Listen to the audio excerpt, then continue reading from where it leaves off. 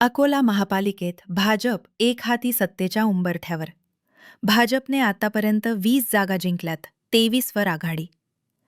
भाजप समर्थित अकोला विकास समितीचे 4ही उमेदवार विजयाच्या उंबरठ्यावर.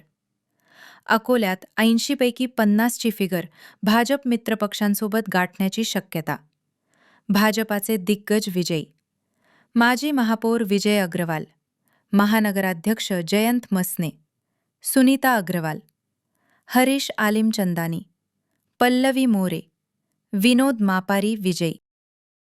भारतीय जनता पार्टीने आमचे वरिष्ठ सर्व रणधीरभाऊ सावरकर, विजूभाऊ अग्रवाल, जयंतजी मसने, आमचे लाडके नेते विजयजी अग्रवाल आणि आमचे युवा खासदार अनुपजी धोत्रे यांनी आमच्यावर विश्वास ठेवून या पॅनलची निवड केली.